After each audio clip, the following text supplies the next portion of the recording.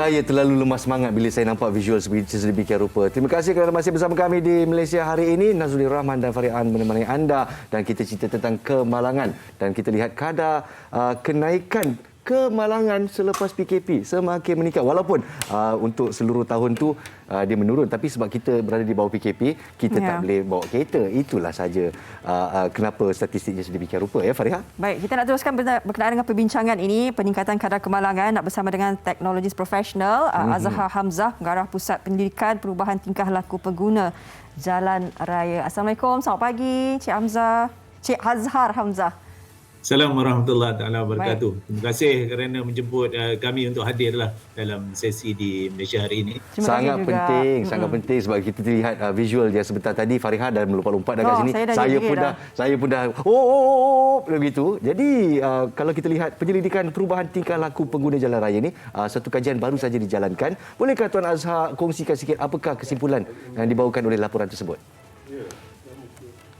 Maksudnya sebelum PKP dan selepas. Sebelum dan selepas, ya saya. Ya. Maksudnya ialah sebelum kita anggap itu sebagai satu situasi biasa, ya, yang mana kesibukan, jalan yang terlampau sibuk, traffic jam dan sebagainya. Selepas PKP dilaksanakan, kita telah nampaklah penurunan yang mendadak kenderaan di jalan raya, ya, sebab kekangan perjalanan dan sebagainya. Secara tidak langsung itu menyumbang kepada penurunan kemalangan. Maksudnya lebih kurangnya kenderaan berada di jalan raya, secara tidak langsung penguranganlah dari sudut risiko kemalangan. Baik. Dari segi kemalangan yang berlaku kebelakangan ini kan Cik Azhar, bagaimana kita melihat sebab sekarang ini bila kita tak keluar PKP dan sebagainya, kita lihat servis penghantaran makanan, maknanya penunggang motosikal kan yang ni. Jadi trendnya apa yang didapati daripada statistik, bagaimana melihat kemalangan yang membabitkan penunggang motosikal dan juga kereta itu sendiri? Ada peningkatan dari segi mana? Yalah, maksudnya kalau kita lihat sewaktu PKP dilaksanakan, walaupun sekarang ni pun kita masih PKP, cuma banyak kelonggaran lah. Ya, SOP-nya kan. Jadi peningkatan yang ketara dari sudut penggunaan motosikal sebagai kenderaan untuk menghantar barangan lah. Panggil parcel hailing ataupun bungkusan makanan dan sebagainya. So peningkatan penggunaan motosikal bukan untuk tujuan perjalanan pergi balik orang yang biasa-biasa naik motor. Dia peningkatan daripada sudut penghantaran dan mengejar masa, ya Encik Azhar. Ya, betul. Dan kita faham motosikal ni satu kenderaan yang kurang stabil dibandingkan dengan kenderaan 4 roda dan lebih lah. Jadi bila kita risiko untuk terbabit dalam kecelakaan ni meningkat untuk kenderaan yang kurang stabil ni, walaupun dia bergerak bersendirian, kita panggil single vehicle crash lah. Mudah je berlaku untuk motosikal sebab dia dua roda tidak stabil. Jadi kalau kita lihat, saya tumpukan perhatian kepada Selangor setakat ini, ya, dari Institut Penyelidikan Keselamatan Jalan Raya Malaysia atau MIROS, sejak 20 tahun yang lepas, ya, Encik Azhar, purata 20% daripada 500,000 kemalangan yang dilaporkan setiap tahun yang melibatkan motosikal, ya, 20% melibatkan motosikal. Tapi daripada 20% tu 60% adalah kemalangan maut. Maknanya 3 daripada 4 kemalangan motosikal menyebabkan kematian. Kenapa begitu tinggi, ya Encik Azhar? Yalah, seperti saya kata tadi, motosikal ni satu kenderaan yang tidak stabil dan dia tidak ada perlindungan kepada penggunanya. Ya, kalau kita bandingkan dengan kenderaan, kita ambil contoh mudah, kereta lah. Ya, kita ada physical protection, ya, perlindungan. Maknanya ada enjin di hadapan, ada pintu di kiri kanan, ada bumbung, ada lantai dan sebagainya. Kalau motosikal ni dia terdedah. Saya nak lebih kepada sikap penunggang motosikal itu sendiri dan apa yang sedang diselidikkan. Jadi macam mana dengan sikap tingkah laku rakyat Malaysia? Yalah, maksudnya bila kita mengguna motosikal, kita kena lebih berhati-hati jika dibanding kita naik kenderaan seperti kereta. Ya. Yang pertama sebab kenderaan itu sendiri tidak stabil. Maksudnya kalau kita let's say menunggang dengan kelajuan tertentu, melebihi had laju lah, ambil contoh yang mudah.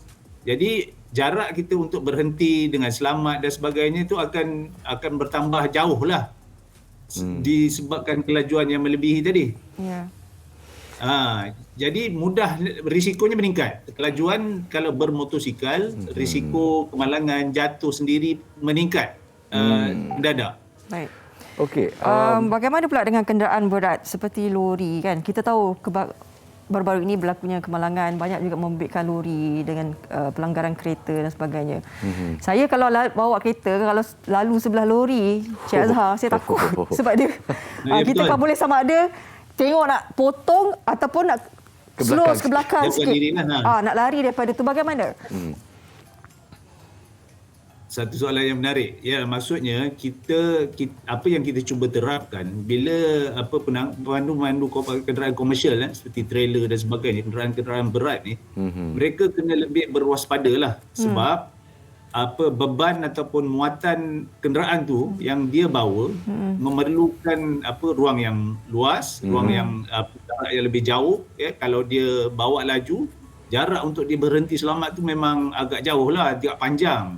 Jadi kalau kata dalam situasi kecemasan, memang sukarlah nak berhenti dengan selamat kenderaan-kenderaan ni. Ya, berlaku dengan sekelip mata ya, Encik Azhar. Betul. Jadi kita perlukan pemandu itu yang mengawal kenderaan tu berhemahnya lebih. Macam inilah saya ambil contoh. Lebih kurang. Saya ambil contoh kes yang baru saja berlaku dalam 5 hari yang lepas di mana sebuah trailer telah merempuh 3 kereta dan menyebabkan 10 kematian. Itu dah paparan yang kita lihat sekarang ini ya. Jadi baru-baru ini perkembangan kes tersebut, pemandu mengaku tidak bersalah. Dia kata dia tidak memandu dengan laju. Jadi ada aspek yang menyatakan mungkin selepas PKP kenderaan-kenderaan berat tidak ada penyelenggaraan yang tepat ataupun yang harus dilakukan. Apakah pendapat Encik Azhar? Adakah lori itu sendiri ada masalah? Ya, kita faham 3 faktor utama yang menyumbang kepada kemalangan lah. Satu, persekitaran. Waktu itu malam, jalan licin dan sebagainya. Yang kedua, seperti yang Tuan Nas cakap tadi lah, faktor penyelenggaraan. Kenderaan itu sendiri memainkan peranan. Dan yang ketiga, faktor yang sentiasanya besar dalam setiap kemalangan iaitu pemandu, orang yang mengawal kenderaan. 3 faktor utama ni.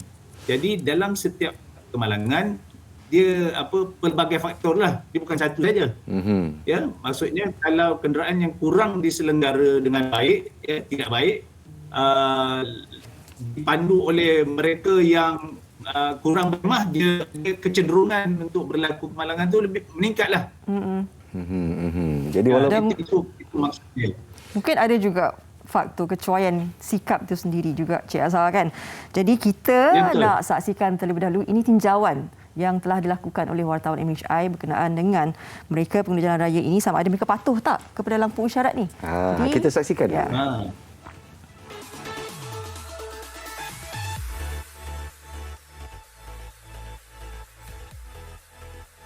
Sengaja melanggar lampu isyarat adalah salah satu faktor utama kemalangan berlaku sehingga mengundang bahaya kepada orang lain. Hijau untuk jalan, kuning perlahankan kenderaan dan merah tanda berhenti. Tak kira jauh di mana anda berada, ini adalah warna-warna keramat yang seharusnya dipatuhi oleh semua pengguna jalan raya. Namun adakah kita benar-benar faham dengan peraturan asas ini? Saya kini berada di tengah-tengah Bandaraya Kuala Lumpur untuk melihat sendiri sejauh mana kepatuhan rakyat Malaysia terhadap peraturan di lampu isyarat.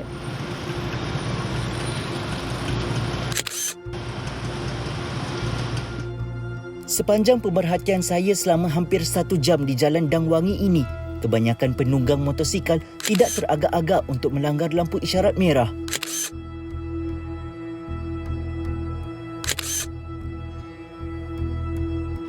Bahkan ada juga yang hampir dilanggar kereta kerana sikap sambil lewat itu tidak mematuhi peraturan-peraturan jalan raya. Itu belum lagi pemandu yang memecut laju tanpa memperlahankan kenderaan apabila lampu isyarat bertukar warna kuning. Semuanya bertentangan dengan peraturan jalan raya yang ditetapkan.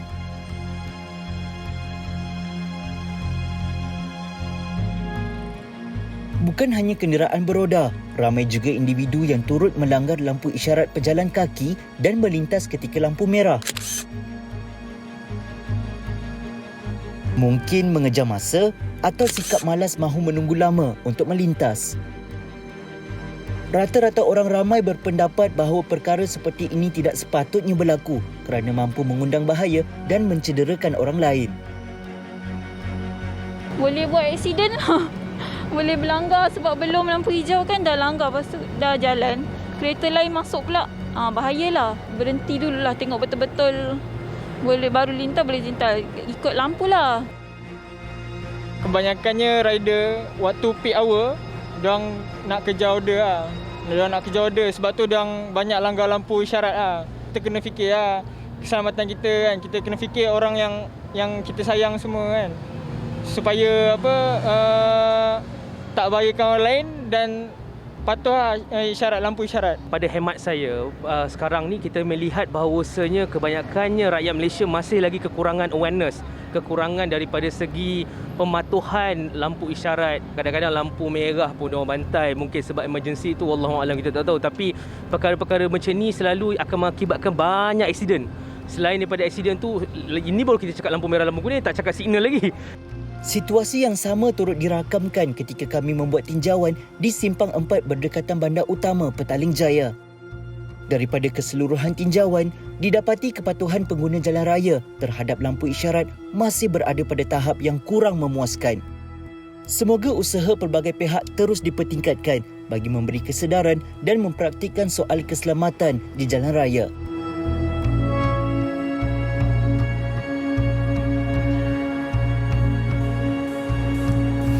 Jadi inilah dia semangat Malaysia boleh yang tidak digalakkan ya. Malaysia boleh melanggar lampu isyarat. Itu sekakatnya Encik Azhar di sini ya. Jadi kalau kita tanya tentang penguasaan di sini, of course untuk sebagai pengarah Pusat Penyelidikan Perubahan tingkah laku pengguna jalan raya ni. Jadi apa yang boleh kita lakukan? Adakah penguasaan cukup untuk mengubah minda rakyat atau pemandu Malaysia? Ya, terima kasih atas soalan tu. Ya, yang pertama, ya kita biasa kita berpandukan prinsip 3E itulah yang asas. Maksudnya education, enforcement dan juga engineering. Jadi yang asasnya education lah, pelajaran. Kita timbulkan kesedaran kepada keseluruhan masyarakat betapa pentingnya pematuhan kepada peraturan di jalan raya ya. Tujuan peraturan untuk kita kekal selamat ya. Selamat tu di jalan raya lah. Ya. Semua bertanggungjawab untuk memastikan tu. Maksudnya kalau setiap rakyat Malaysia ni berhemah, insya-Allah faktor statistik kemalangan yang tinggi itu boleh menurun kan. Bukan sesuatu yang mustahil dan telah dibuktikan berlaku di negara-negara terutamanya di Eropah lah. Ya. Jadi di peringkat pengguna jalan raya yang antara tindakan yang telah dilaku sejak telah dilaksana sekian lama ialah cuba mendidik anak-anak yang berada di peringkat sekolah seawal-awalnya di pasca di prasekolah. Untuk itu mungkin antara pendedahan awal yang apa? diberikan kepada generasi muda, dan juga mungkin kita harapkan ada pelan yang dirancang untuk menurunkan kadar kemalangan untuk 10 tahun akan datang dan sebagainya. Cik Azhar, terima kasih banyak-banyak di atas perkongsian pada hari ini. Dan teruskan usaha anda untuk orang kata membangunkan minda-minda anak muda Malaysia supaya kita tak terus orang kata tertimpa kemalangan demi kemalangan. Terima kasih Encik Azhar sekali lagi ya. Assalamualaikum. Terima kasih atas doa.